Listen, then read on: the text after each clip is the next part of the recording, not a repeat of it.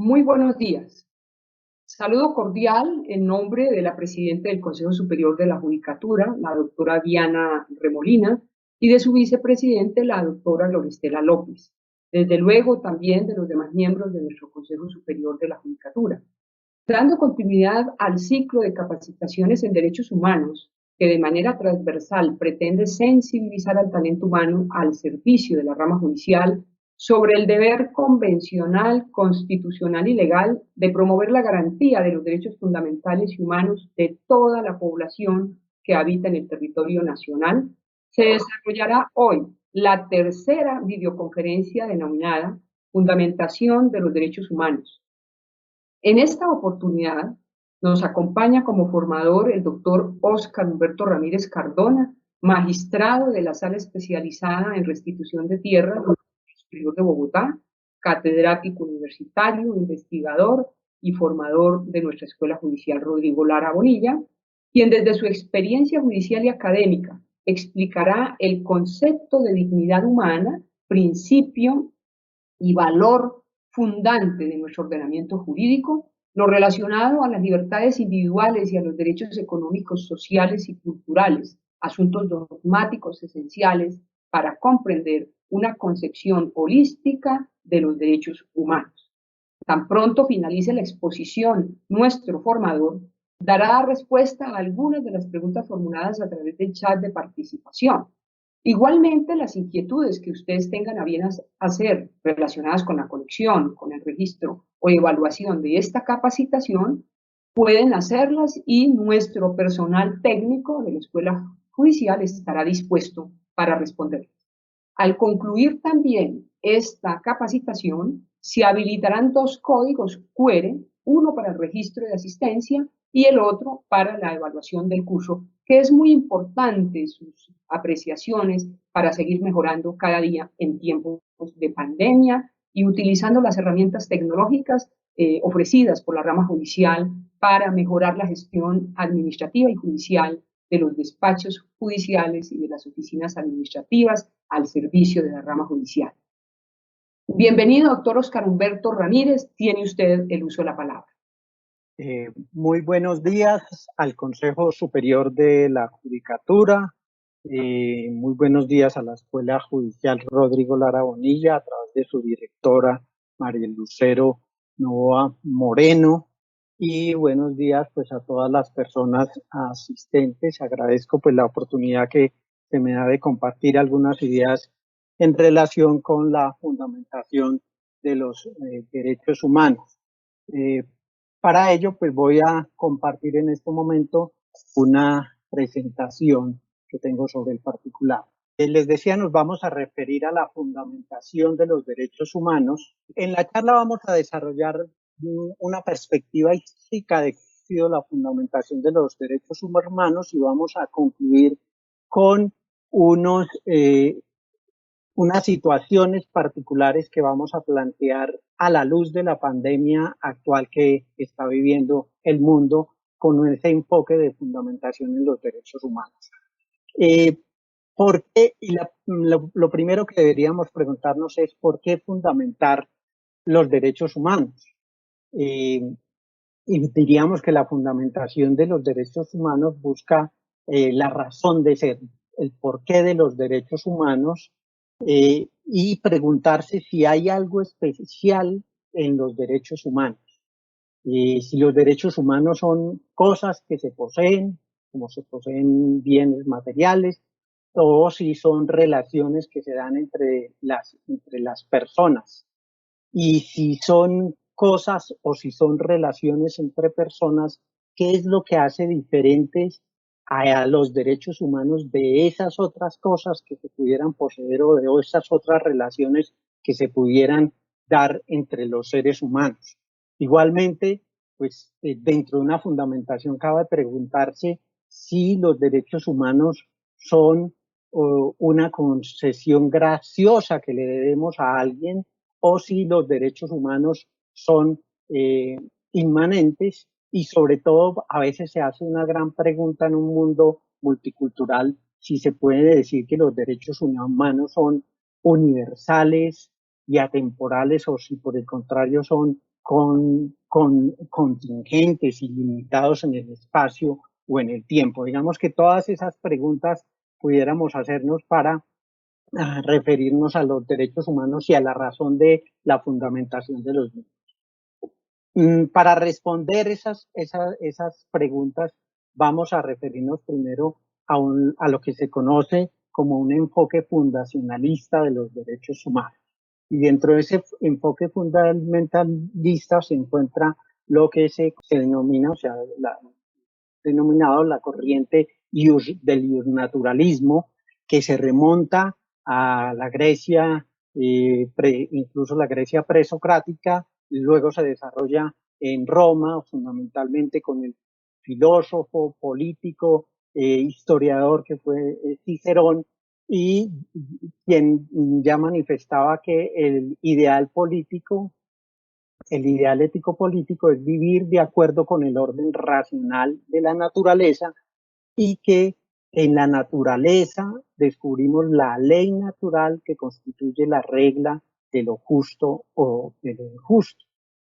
Más adelante, dentro de ese mismo enfoque naturalista, pues está la perspectiva cristiana que desarrolla hacia el año 1200 fundamentalmente Santo Tomás de Aquino, quien expresa que la ley natural se refiere a la exigencia de respetar un orden impuesto por Dios a todo el universo creado y le fija a cada ser sus deberes y sus derechos. Sin embargo, de esta perspectiva naturalista cristiana, pues hace más énfasis en esa época de Santo Tomás en los deberes y las obligaciones más que en los derechos de las personas, pero también tienen la importancia de que empezó a aplicar los criterios Santo Tomás y la perspectiva cristiana del concepto de dignidad humana que, como vamos a ver, resulta tan importante para la concepción de los derechos humanos.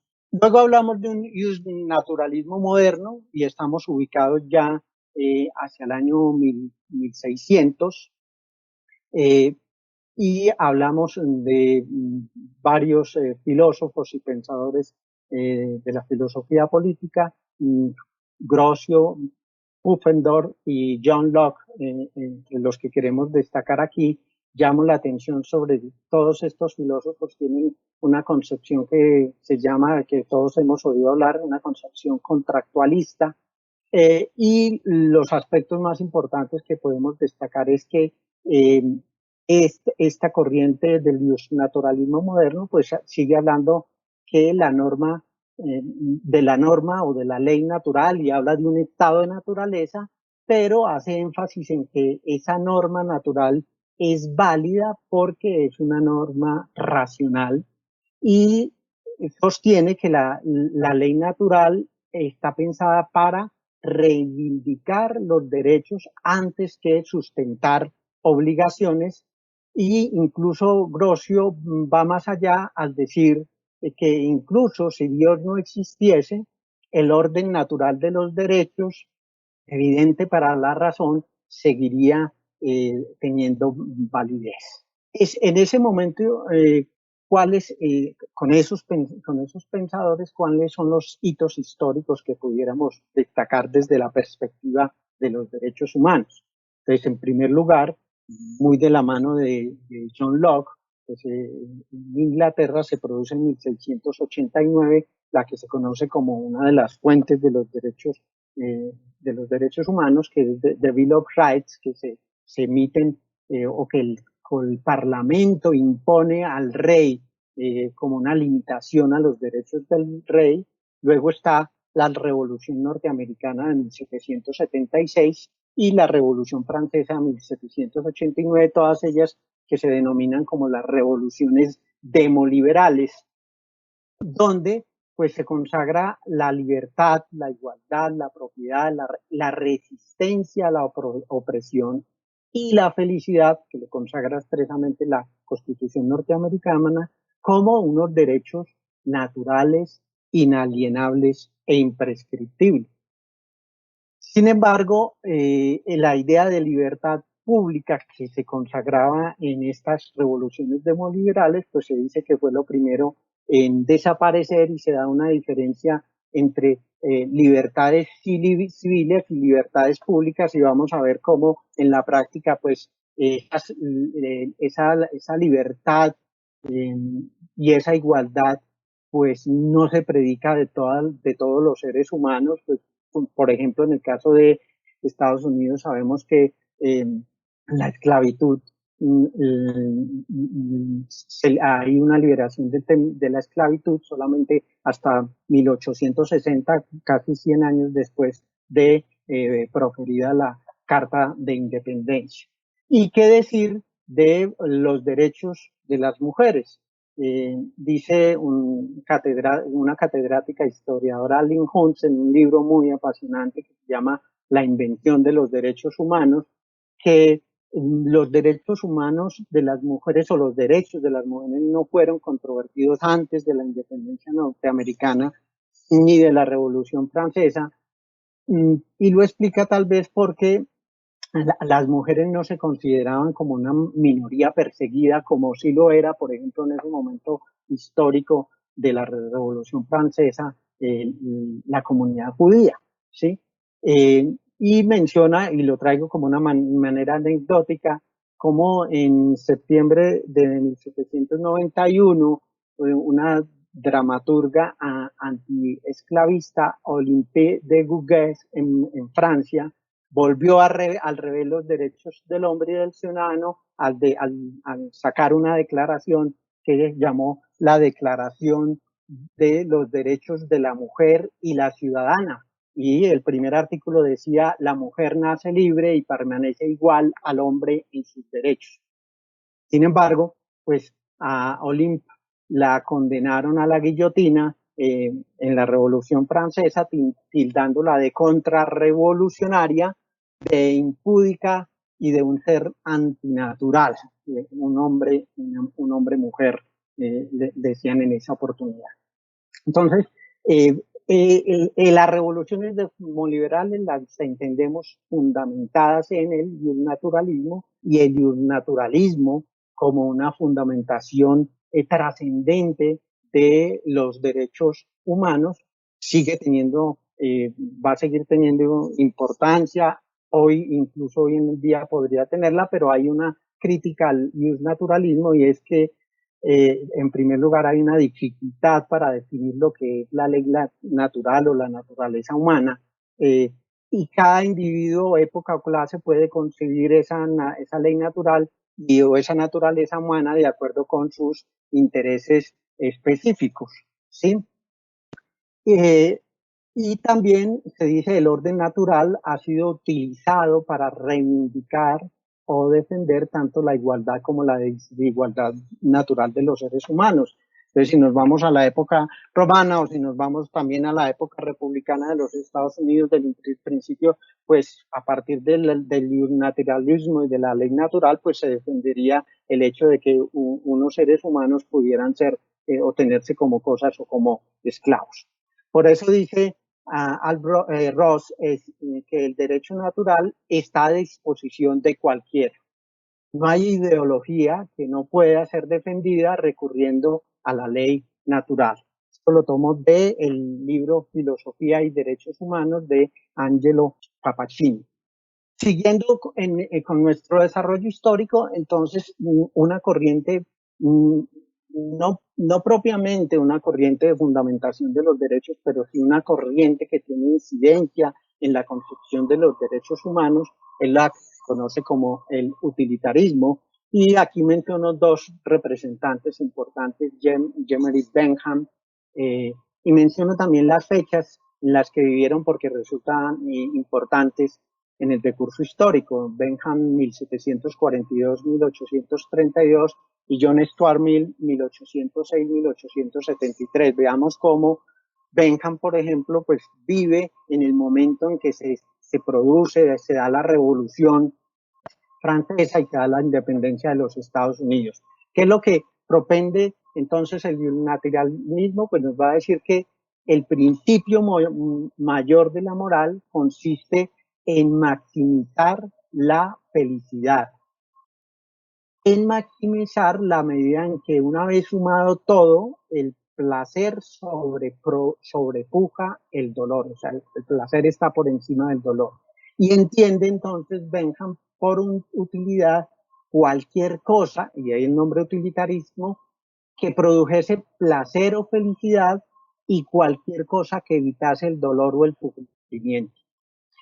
Sostiene entonces Bentham que no existen derechos naturales o innatos a la sociedad.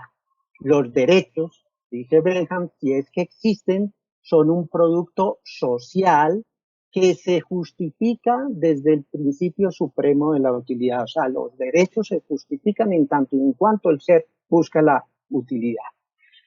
John Stuart Mill se considera como una filosofía de utilitarismo mejorado, porque nos dice en ese cálculo relativo a la felicidad y al placer para el mayor número, ese cálculo no tiene que ser meramente cuantitativo, dice al contrario, ese cálculo de la mayor felicidad debe tener en cuenta aspectos cualitativos, como por ejemplo el intelecto, los sentimientos, la imaginación. Y John Stuart Mill, pues, se fue reconocido históricamente por ser un defensor de la libertad de pensamiento, de la libertad de expresión, del derecho de cada cual a organizar su vida de manera autónoma, del derecho a asociarse, a participar en la dirección de la cosa pública. Y un aspecto muy importante que quiero destacar de Stuart Mill, en ese utilitarismo mejorado, es su libro que escribió sobre la esclavitud femenina en 1869, donde se opuso al argumento biológico en que se pretendía sustentar la inferioridad de la mujer. Esto lo traigo del libro que les mencioné de Lynn Hunt sobre la invención de los derechos. Que dice que Smith argumentó que no podemos saber cómo difieren los hombres de las mujeres en la naturaleza porque solo vemos sus papeles sociales actuales. Lo que se llama hoy naturaleza de la mujer, dice Stuart Mill, es un producto eminentemente artificial y vinculó la reforma del estatus de las mujeres al progreso general, social y económico. Y también decía Stuart Mill en su libro, las relaciones sociales que hacen depender a la mujer del hombre son malas en sí mismas y deben sustituirse por una igualdad perfecta, sin privilegio ni poder para un sexo, ni incapacidad alguna para el otro. De pronto señalo la importancia que tuvo para Stuart Mill, su esposa, también filósofa y defensora de los derechos de la mujer. Estamos hablando de 1800, Harriet Taylor Mill. Entonces, ¿cuáles pudiéramos considerar como los aportes a los derechos humanos de la filosofía utilitarista? Si mencionamos, por ejemplo, un libro icónico, como es el libro sobre los delitos y las penas de Beccaria, pues Beccaria sustenta sus posiciones sobre las penas en tesis eminentemente utilitarista. Entonces, podemos considerar como valiosos los aportes del utilitarismo al derecho penal, en la humanización de las penas, en la rehabilitación de los condenados. La oposición a la pena de muerte del mismo Beccaria se hace con fundamento en argumentos eminentemente utilitaristas y en principios utilitaristas se basan programas relacionados con el derecho al bienestar, a la seguridad del trabajo. Esto lo tomo también de Angelo Papacini. Sin embargo, también pudiera uno decir que el derecho penal actual en el tema de la negociación de las penas pues puede estar muy basado también en el utilitarismo o en la filosofía utilitarista y pues eso ha suscitado pues críticas también.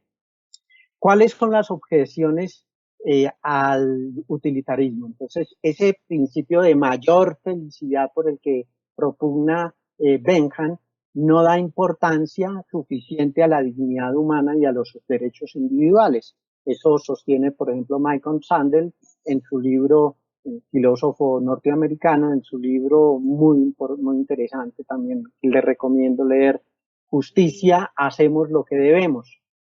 Y en palabras del filósofo alemán Kant, dichas por Sandel, el utilitarismo vuelve vulnerables los derechos.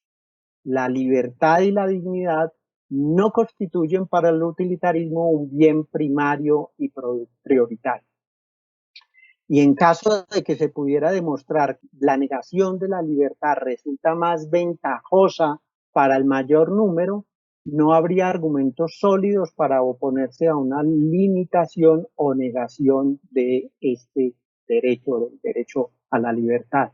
Los derechos humanos siguen siendo medios en la filosofía utilitarista para el logro de un fin superior que no es la libertad, sino la felicidad del mayor número. Esas son las objeciones que se le pudiera hacer al, a la filosofía utilitarista en lo que tiene que ver como fundamentación de los derechos humanos.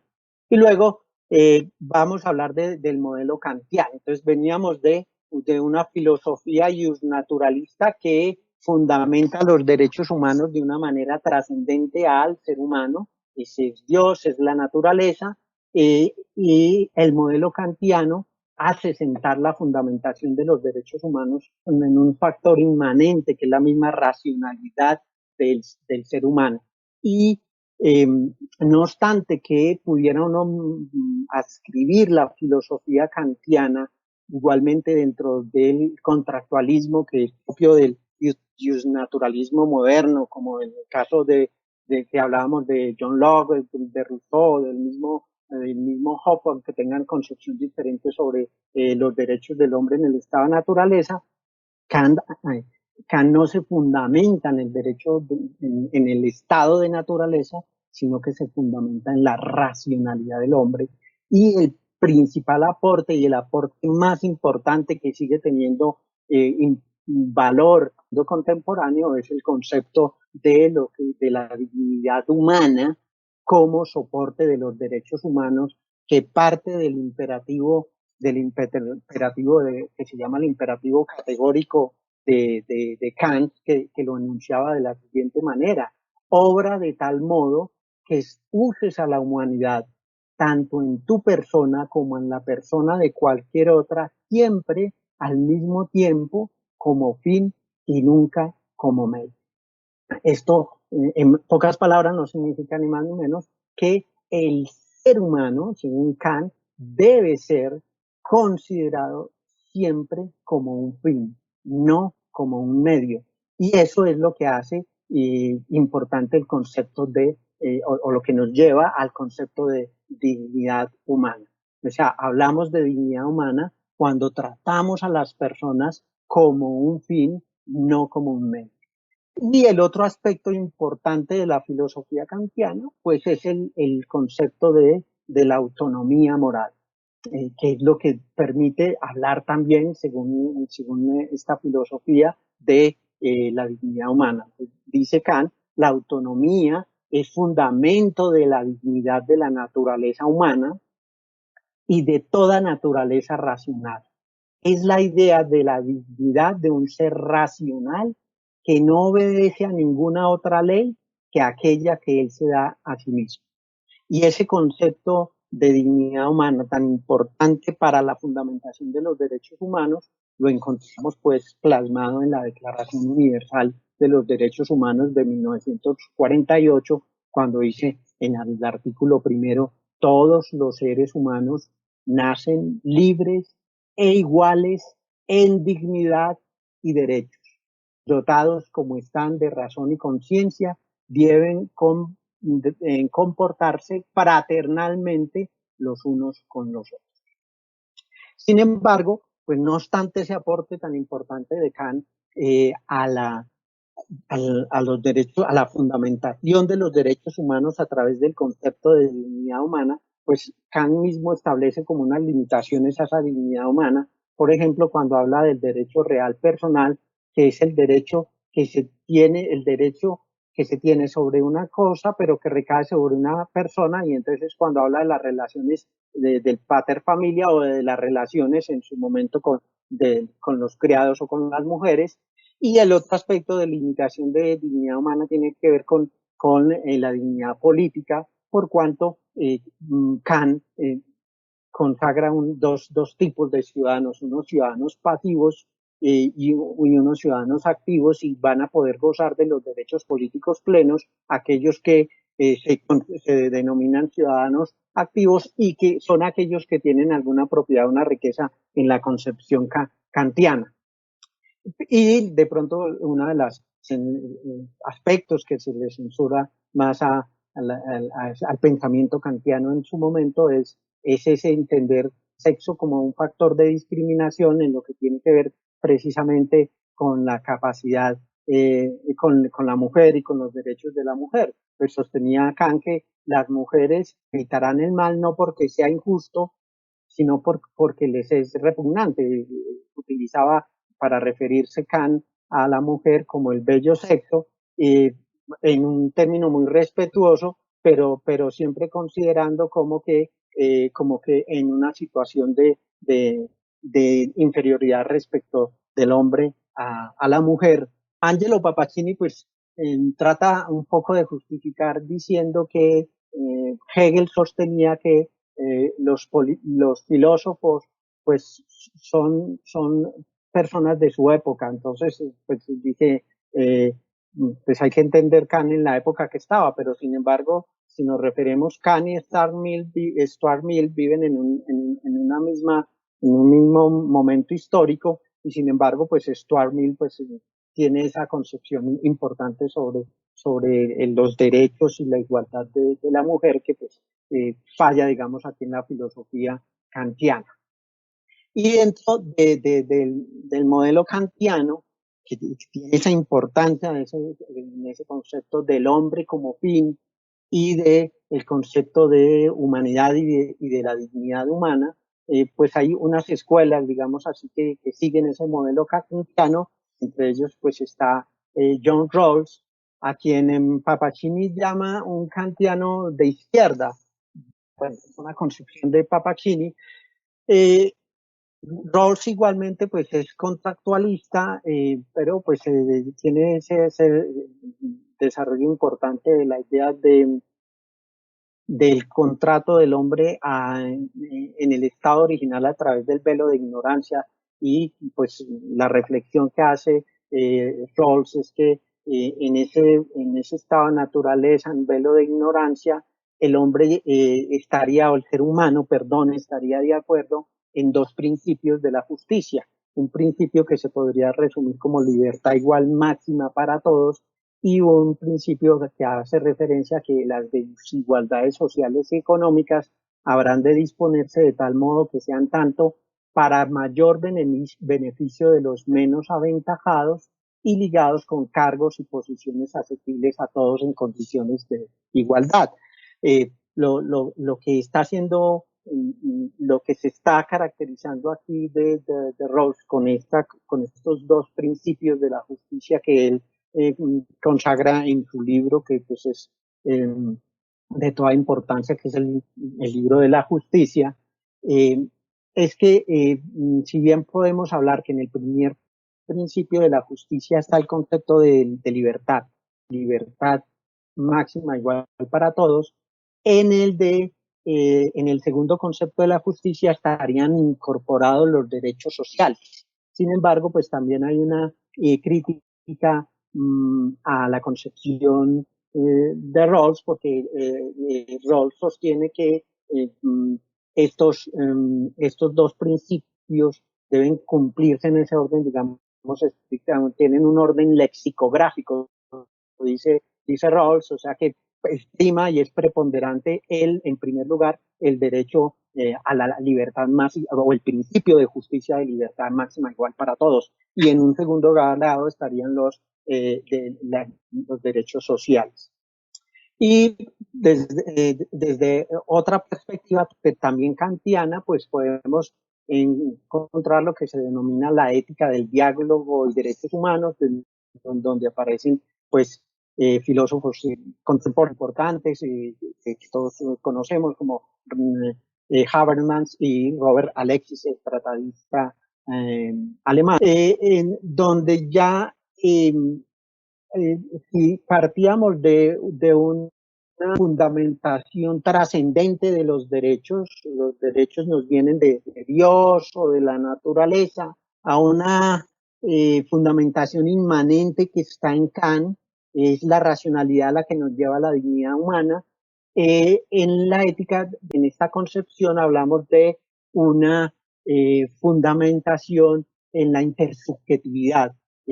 Por eso se habla de la ética del diálogo. Entonces, lo que sostiene es que todas las personas de buena voluntad que lograsen elevarse a una perspectiva racional universal no podrían dejar de compartir la defensa de las libertades básicas, el derecho a la libertad de conciencia y a unos derechos mínimos para las minorías, una razonable igualdad de posibilidades para todos y al igual que unas medidas para los menos favorecidos. Eso es lo que sostendría esa concepción. Pero luego nos vamos a unos enfoques no fundamentalistas, o sea, unos enfoques que dicen, oiga, es que no hay necesidad de fundamentar los derechos humanos.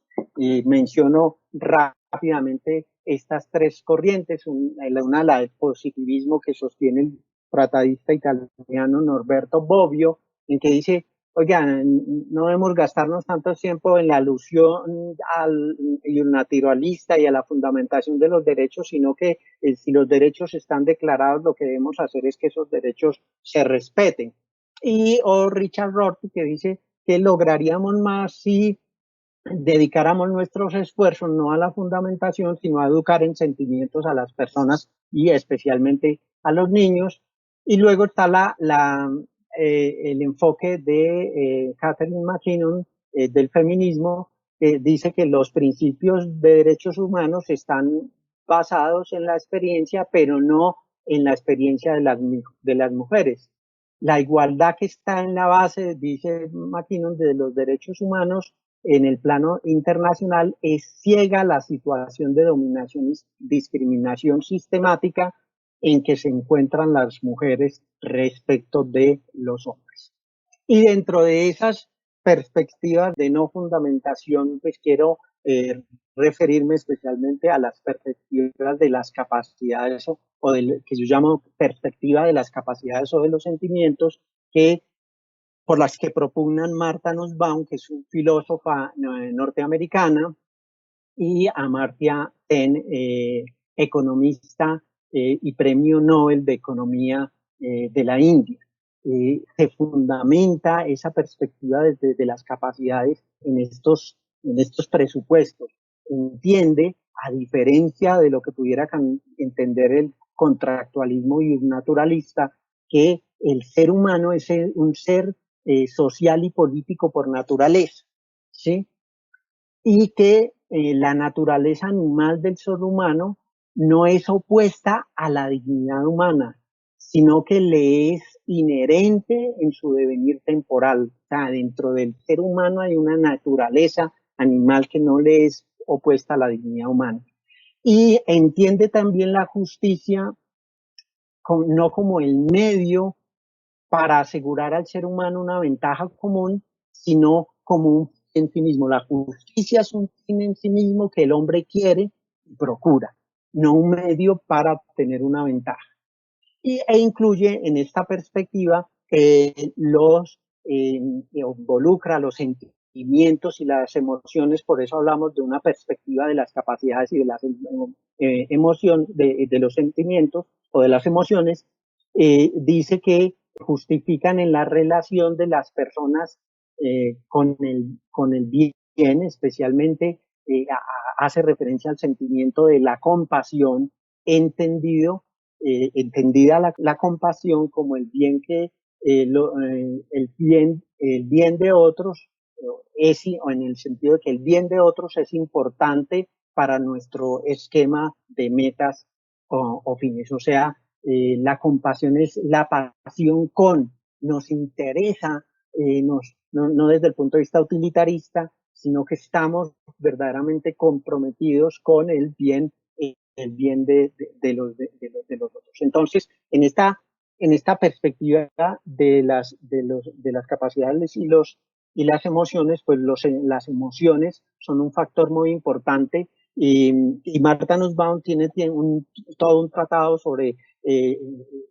las emociones, el libro se llama Las emociones políticas, cómo el amor es importante para la justicia, dice Martha Nussbaum, y destaca cuáles son las emociones que se deberían, o las emociones positivas que se deberían propender. El amor y la compasión nos dice, o los enemigos de las emociones positivas son el miedo, la envidia, la vergüenza, procurar la emoción de los ciudadanos hacia la nación, no el nacionalismo, y hay emociones negativas como la aflicción y el asco, y cuando se refiere al asco, por ejemplo, se refiere a un tema que está ahora tan de boga, tristemente por la situación que se produjo, como es el tema del fenómeno del racismo que tiene pues la connotación en estos días con la muerte de la persona afro en los Estados Unidos por cuenta de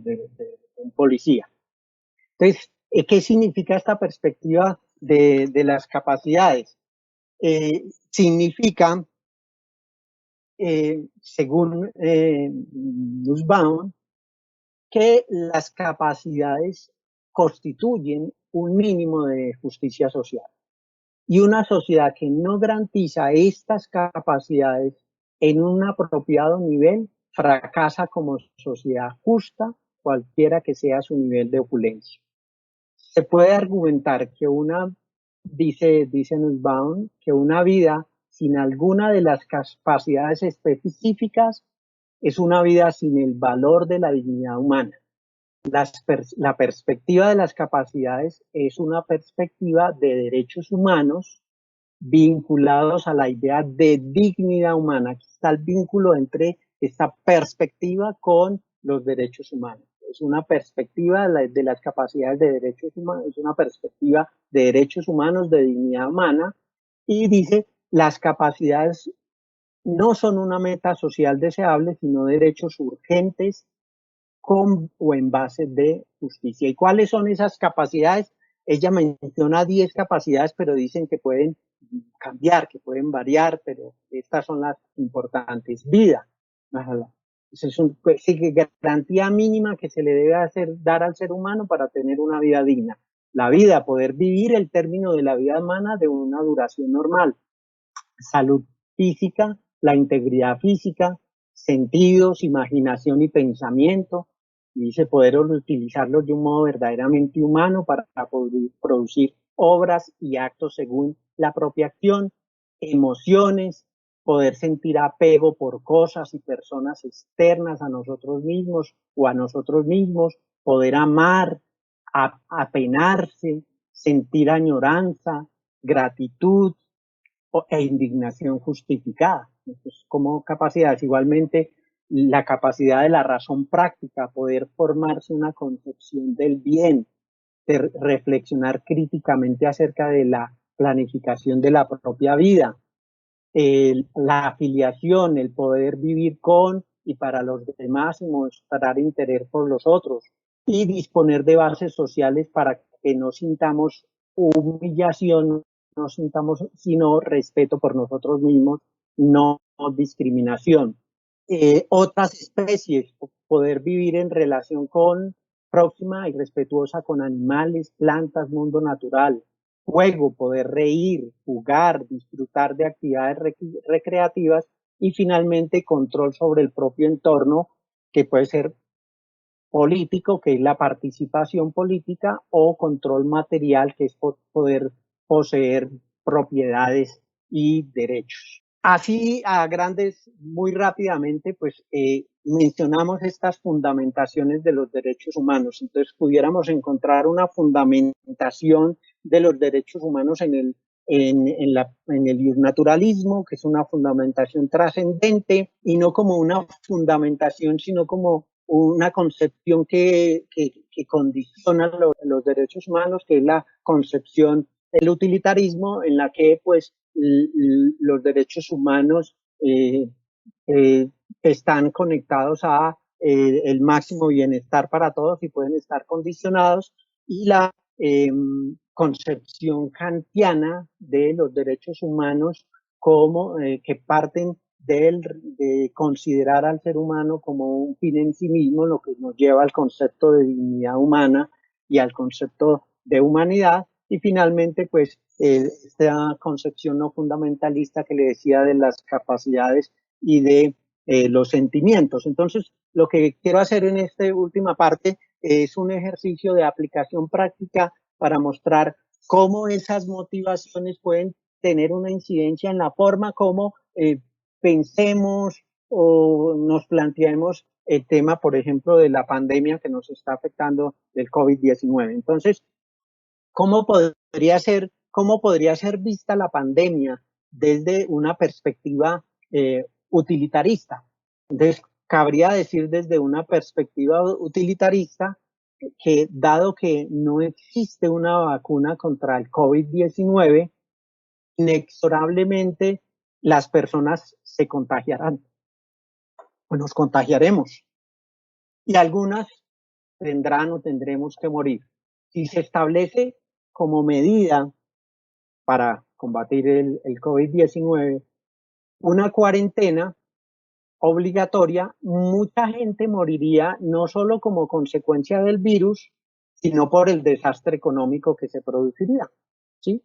Por tanto, no imponer cuarentenas trae bienestar para el mayor número que imponerlas. Esa sería la perspectiva utilitarista. Que pudiera uno decir que de esa perspectiva utilitarista la comparte el señor Trump o la comparte el señor Bolsonaro en Brasil. Entonces, en esas circunstancias, el derecho a la vida de los que morirán por el virus debería ser a favor del derecho a la vida y el bienestar del mayor número. Esa sería la perspectiva utilitarista respecto a un derecho humano como sería el derecho a la vida.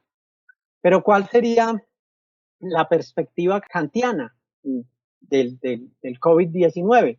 Pues nos diría, aceptar que algunas personas tengan que morir como consecuencia del COVID por el bienestar de todos es tratar a esas personas como un medio, no como un fin. O sea, usted se muere porque se va a morir por el COVID para el bienestar de la comunidad.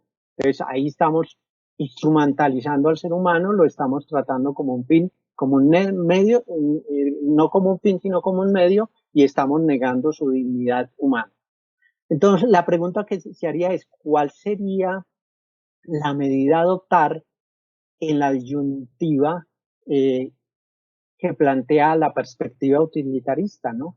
Entonces se podría responder diciendo que dicha perspectiva, la utilitarista, plantea un falso dilema en la medida en que las vidas que se perderán en uno y otro caso, o sea, por la cuarentena o sin la cuarentena, serán las mismas, serán siempre las personas más vulnerables. Entonces, esa sería como la perspectiva kantiana. Entonces, la perspectiva kantiana invitaría a que hagamos algo más, no en los términos de ese falso dilema, sino cómo podemos salvar el mayor número de vidas humanas y salir de la pandemia sin que se afecten también el otro número importante de seres humanos por las consecuencias económicas catastróficas de la pandemia. Esa sería la perspectiva kantiana. Y aquí quiero mencionar la perspectiva para analizar la perspectiva de las emociones y de las emociones. Les voy a mencionar para analizar la perspectiva de las emociones y capacidades, voy a tener en cuenta diferentes países. Va a hablar de Alemania, Brasil, Estados Unidos, Italia, Reino Unido y Suecia, y vamos a referirnos en el tema de la pandemia a estas situaciones. El pico de muertes de cada uno de esos países, las muertes al día que se presentaron en ese día, las muertes en ese día pico, un número de UCIs que se requerían en ese país y cuántas UCIs, unidades de cuidados intensivos, tenían en ese país y cuántas muertes por millón hay en cada uno de esos países, y teniendo en cuenta pues el número de días después de los 200 primeros contagios. En el caso de Alemania, el día pico de muertes fue el 16 de abril de 2020. Ese día murieron en Alemania 268 personas y se requerían 2.054 UCI, pero el Estado alemán contaba con 5.383 UCI.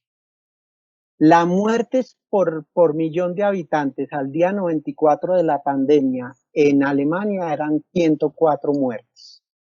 Si miramos Brasil, el día pico de muertes en Brasil fue el 22 de mayo y hubo 1.062 muertes que requerían 10.930 UCIs, pero apenas se contaba con 4.060 UCIs. Y las muertes por millón de habitantes al día 85 en Brasil era de 109. Y miramos Estados Unidos, en Estados Unidos no tenemos la información de picos de muerte o muertes por día, pero sí tenemos al día 93 el número de muertes por millón, 334 muertes por millón. Si miramos Italia, el día pico de muertes fue el 28 de marzo, hubo 841 muertes ese día, se requerían 6.975 camas UCI y apenas se contaba con 1.822. El número de muertes por millón en Italia es de 559. Y si vemos el caso de Suecia, el día pico de muertes fue el 22 de abril, de 2020, 125 muertes, se necesitaban 855 UCIs, se contaba con 692 y el número de muertes por millón es de 456 muertes por millón al día 90. De esas cifras, ¿qué análisis podemos hacer desde la perspectiva de las emociones y las capacidades? Nos muestra primero que algunos países pudieron fallar en cuanto a garantizar las capacidades relacionadas con la vida y la salud integral, por cuanto no contaban con un sistema hospitalario capaz de atender la emergencia que produjo la pandemia. Estamos diciendo, Brasil requería 10.000 camas y tenía 4.000, Italia 6.000 tenía 1.000, Reino Unido requería 8.000 y tenía 1.240. Esta cifra la saco de un artículo publicado en El Espectador por José Fernando Izaza el 4 de junio de 2020. ¿Qué dice en ese artículo José Fernando Izaza? Dice, muestra la situación del Reino Unido en cuanto al número de camas de UCI que requería y el número que tenía disponible, y lo explica que eso es consecuencia de las políticas de gobiernos conservadores de ir desmantelando el sistema de salud. Y en el caso de Italia, que decíamos, requería 6.975 UCI, tenía apenas 1.800. Dice, en Italia también se ha producido una reducción del sistema de salud sin considerar que el envejecimiento de la población exigía lo contrario. Entonces, analizado desde el punto de vista de las capacidades, de esa perspectiva, pues en el tratamiento de la pandemia, algunos países fallaron en cuanto a la capacidad que tiene que ver con la vida y con la salud, porque no contaron con un sistema hospitalario adecuado y lo que produjo el mayor número de muertes pues fue la imposibilidad de atender a esas personas. Si uno mira el caso sueco, lo traje que llama especialmente la atención, porque pues Suecia es reconocido como uno de los países ejemplo en lo que se conoce como el estado de bienestar. Uno pudiera decir que el problema no se debió al número a la deficiencia hospitalaria. Decíamos que el día pico de muertes se requerían 855 y Suecia apenas tenía 692, pero lo que uno pudiera pensar es que el número de camas o el número de UCIs era suficiente y que lo que falló fue que Suecia, por ejemplo, no tomó ningún tipo de medidas de aislamiento eh, a sabiendas de que contaba con una población significativamente mayor. Y eso es un aspecto importante, porque ha determinado, por ejemplo, que en un porcentaje del 4% de los contagiados con el virus en Europa haya tenido que ir al hospital porque se trata de una población mayor. En cambio, en el caso de Colombia, apenas un 1% ha tenido que acudir a los hospitales porque tenemos en promedio una población más joven. Entonces, en la situación concreta de Suecia no falló el tema de salud, sino que falló que no se adoptaran otras medidas. En estos días entrevistaban al epidemiólogo sueco y reconocía que habían fallado en mirar otras posibilidades. Entonces uno diría que desde la perspectiva de las capacidades, Suecia falló en estas capacidades a las que hace mención Nussbaum, en el sentido de imaginación y pensamiento, de emociones y de razón práctica para ver las consecuencias que se podían presentar con la pandemia. Y finalmente, quiero destacar desde esa perspectiva, ya para terminar, de las emociones y capacidades, la fundamentación de la dignidad humana, de los derechos humanos, el caso alemán. Entonces, vuelvo e insisto, mire, Alemania el día pico, que fue el 16 de abril, tuvo 268 muertes, que requerían para ese día pico 2.054 camas, o UCIs, perdón, y Alemania contaba con 5.383 UCIs. Entonces, vemos cómo podría decir uno que Alemania fue respetuoso de esta perspectiva de las capacidades de las emociones, estaba preparado, contaba con un sistema hospitalario sólido que no colapsó cuando se presentó el pico de afectaciones. Ese sistema hospitalario no colapsó, pero además tuvo en cuenta otras medidas en lo que falló Suecia de aislamiento, etcétera, que combinadas pues le permiten a Alemania, me parecen a mí ser uno de los países más exitosos en el tratamiento de la pandemia, pues al día 94 de contagios, después de 200 contagios, apenas presentaba 104 muertes por millón, nada comparable con el caso italiano de 559 muertes por millón el día 90, el día 103, o con el caso de los Estados Unidos de 334 muertes por millón. Entonces, eso es para concluir aquí diciendo cómo la fundamentación de los derechos puede incidir en situaciones como las que estamos viviendo actualmente, porque lo he tomado desde el punto de vista de la salud, pero también podríamos tomarlo desde el punto de vista de la libertad. Cuando hablamos de la pandemia y cuando hablamos del aislamiento, de la cuarentena y de estar encerrados, pues ahí está en juego otro derecho, que es el derecho a la libertad, que podría ser interpretado. Entonces, pues escuchamos de las manifestaciones que se dieron incluso en la misma Alemania, porque los alemanes pues protestaban un poco contra las medidas restrictivas a la libertad que se habían adoptado en Alemania, que no fueron tan fuertes como las que se han tenido que adoptar, por ejemplo, en estos países latinoamericanos como Colombia. Entonces, con eso quiero terminar y les agradezco mucho la atención prestada. Apreciado doctor, muy importantes sus apreciaciones, sus reflexiones en torno a este tema tan sensible, tan importante de los derechos humanos. Usted ha hecho unas reflexiones y nos ha hecho a pensar cómo reflexionar críticamente sobre la vida, precisamente en estos tiempos tan complejos de pandemia. Cómo disponer de bases sociales para sentir, valorar y actuar en el respeto y a la no discriminación. La concepción de los derechos humanos, la kantiana no fundamentalista, me parece que usted ha hecho una exposición sobre todas estas valoraciones de los derechos humanos y quiero de verdad agradecer especialmente esta participación que nos hace un poquito sensibilizar y reflexionar sobre temas tan importantes para la vida de las personas. Usted habló de un tema que a mí me apasiona personalmente, que es el tema de las emociones y de los sentimientos.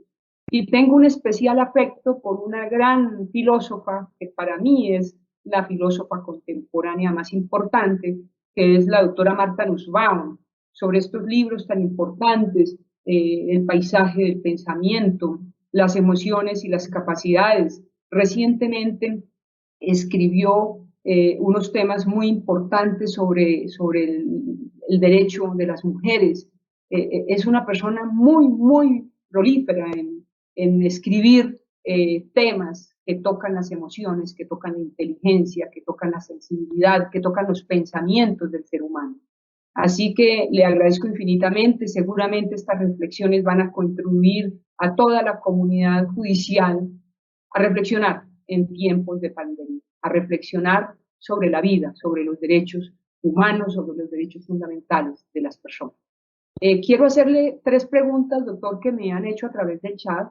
Y la primera es, si el fundamento de los derechos humanos es la dignidad humana, ¿cómo se compatibiliza este concepto con los derechos que ahora se pretenden consagrar en favor de los animales o los ríos?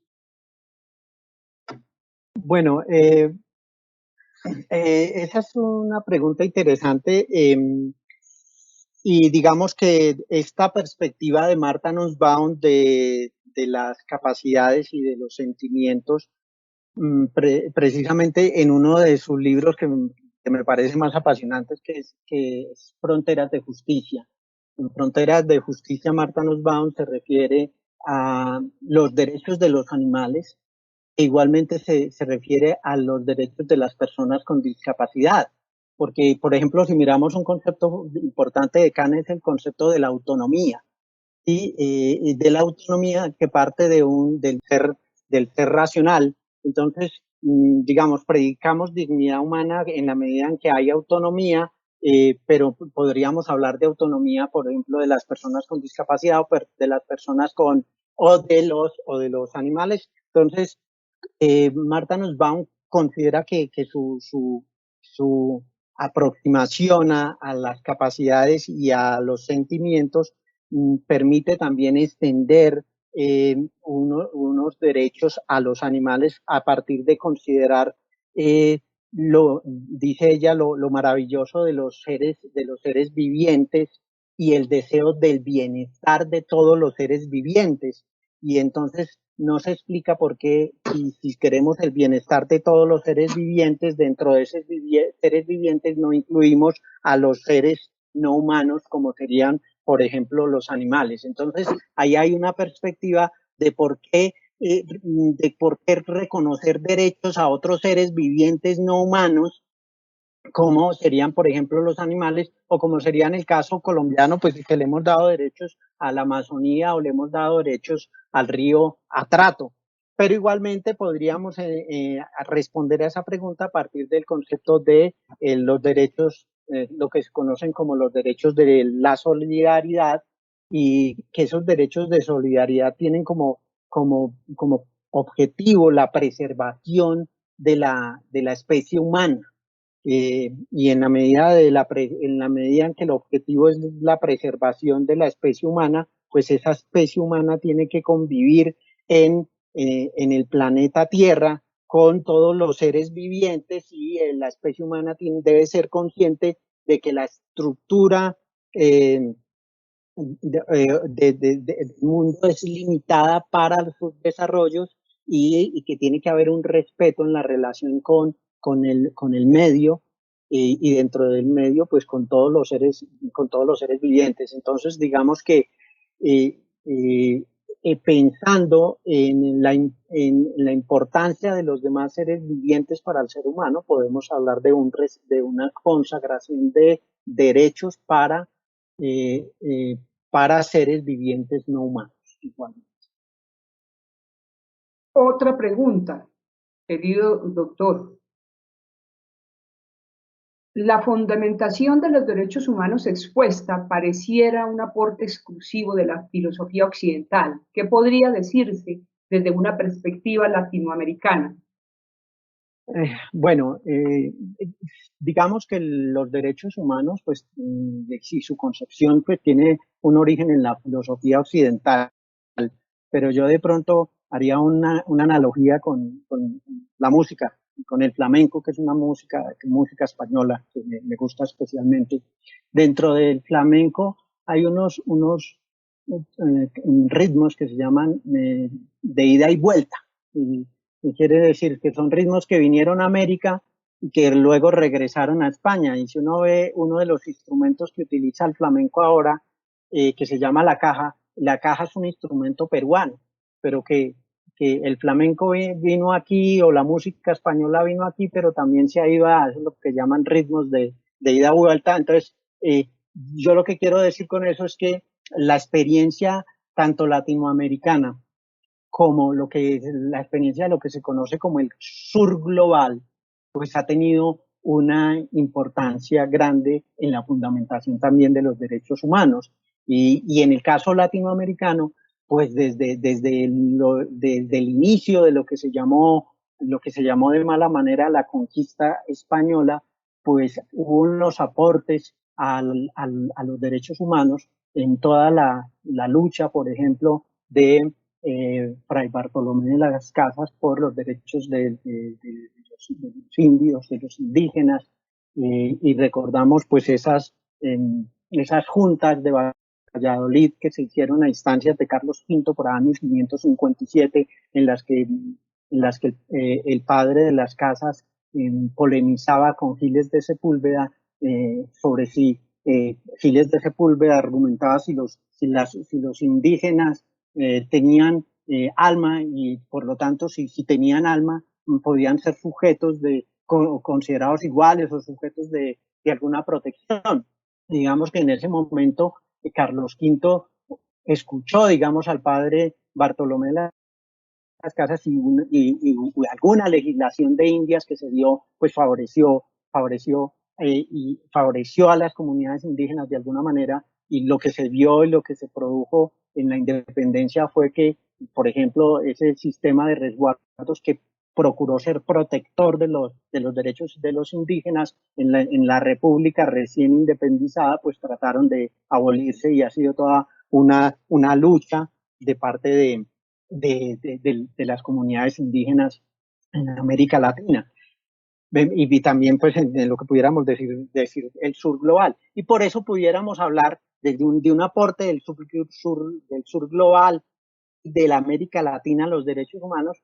Podemos hablar de que en la actualidad se hable de un Estado o se menciona un Estado pluricultural, en donde pueden convivir varias diferentes culturas y diferentes formas jurídicas. Me parece que eso es un aporte también desde el sur global y concretamente desde América Latina, la fundamentación de los derechos humanos. Apreciado doctor Ramírez, otra pregunta.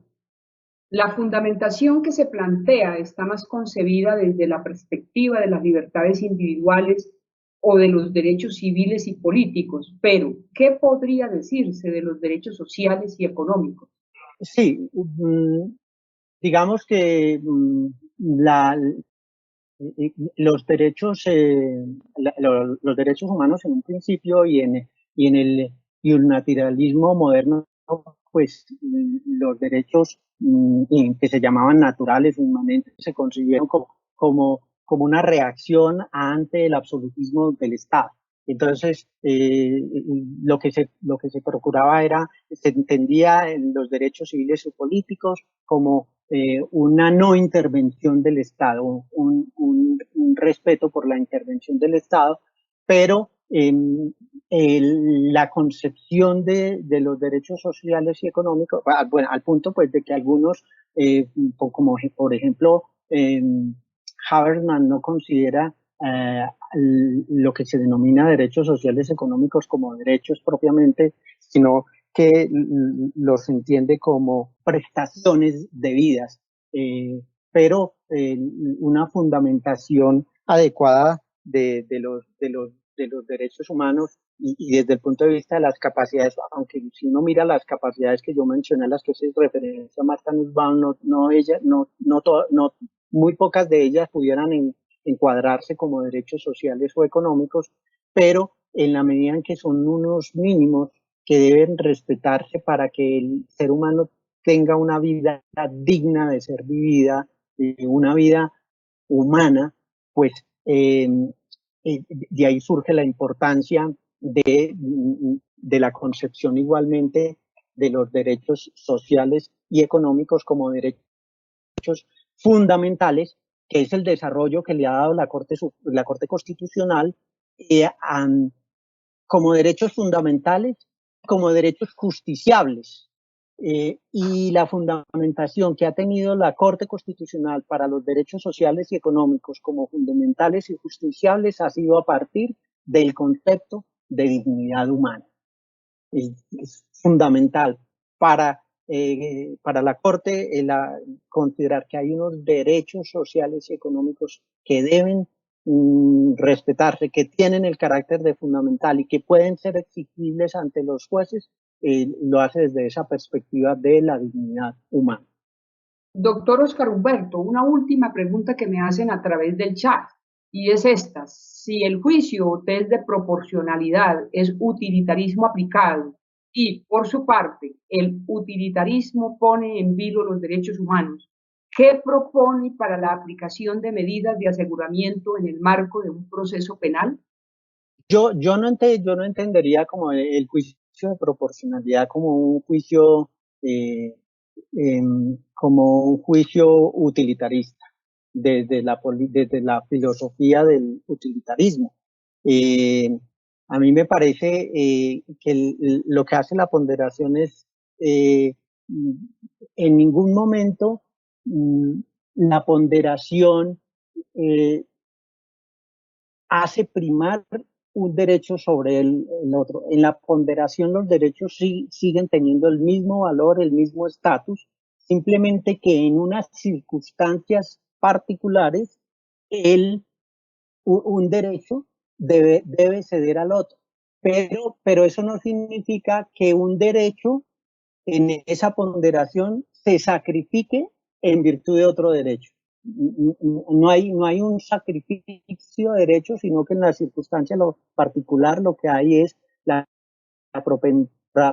preponderancia de un derecho sobre el otro. En cambio, la crítica que se le hace al utilitarismo es esta, es por ejemplo, oye, la libertad, si puesta en la perspectiva de la pandemia, la cuarentena pues es una restricción a la libertad, entonces pudiéramos considerar que dejarla a las personas en cuarentena afecta al bienestar de la mayoría. Más bien, la perspectiva utilitarista sacrificaría el derecho a la libertad por el bienestar general, lo que no hace la idea de la ponderación de derechos. Eso podría ser como... Pero la última parte, en el tema penal, no la comprendí cómo es. Dice, ¿qué propone para la aplicación de medidas de aseguramiento en el marco de un proceso penal? No me queda clara la pregunta si el sentido es qué hacer si, por ejemplo, en una situación de pandemia, en la situación de pandemia que vivimos, si eh, si aplicar una medida de detención preventiva podría afectar a la persona porque pudiera verse infectada, ¿no? Pudiera verse contagiada con la pandemia. No sé si ese es el propósito que se le quiere dar a la pregunta, pero uno, por ejemplo, de la gran discusión que se ha dado eh, en la situación de pandemia es con la situación de las cárceles, eh, la congestión de las cárceles y cómo esa situación pues puede afectar la salud de los internos.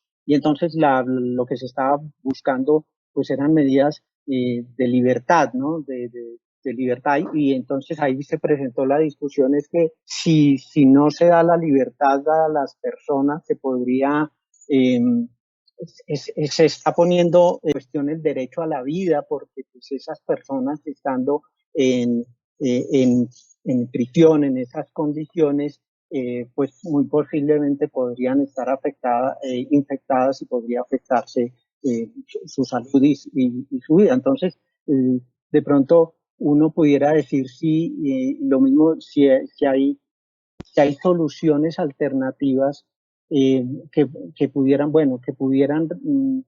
permitir, eh, por un lado, o en otras palabras, eh, pudieran adoptarse medidas en circunstancias de tener que permanecer la persona en prisión, pues se adopten medidas de precaución para, por ejemplo, un test para identificar personas contagiadas y para esas personas contagiadas dentro de las cárceles, pues aislarlas. De manera que la medida, habría que buscar la ponderación para que la medida no sea solamente pues, la libertad en cualquier circunstancia, ni tampoco la no libertad como se presentó en estos casos. Doctor Ramírez Cardona, muchas gracias por sus explicaciones tan claras, tan didácticas, tan oportunas en esta época de crisis en que vive el país. A las 810 personas que se conectaron a esta transmisión, nuestro agradecimiento especial y, por supuesto, al grupo de apoyo de la Escuela Judicial. Quiero informarles que una vez editada la grabación de esta conferencia, se subirá al portal del YouTube institucional para consulta de todos en el tiempo que ustedes quieran hacerlo. Dando continuidad también a este ciclo de capacitaciones en derechos humanos, me complace invitarlos a la cuarta videoconferencia denominada dentro del ciclo de capacitación de derechos humanos, la incorporación del derecho internacional de los derechos humanos. Esta conferencia se llevará a cabo el día viernes de junio a las 10 de la mañana. Por otra parte, los invitamos también a conectarse hoy a las 4 de la tarde en la actividad denominada Preacuerdos y Negociaciones dentro del ciclo de capacitación en Derecho Penal. Muchísimas gracias a toda la audiencia, una feliz tarde para todos y no olvidar hoy que el doctor Ramírez Cardona, dentro de todos los autores, mencionó una muy importante y es esta doctora Marta Nussbaum. Hace poco compré un libro también tan bello que se llama Las emociones políticas, ¿por qué el amor es importante para la justicia? Esta señora es de una sensibilidad y de una profundidad impresionante, así que la recomiendo. Estos dos textos que tengo aquí tienen que ver con lo que hoy habló el doctor Ramírez Cardona. El otro es Paisajes del pensamiento, la inteligencia de las emociones. No acostumbro a hacer esto, pero lo hago porque realmente es una persona muy avesada en el tema y que nos da luces para hacer nuestra labor cotidiana en el quehacer judicial.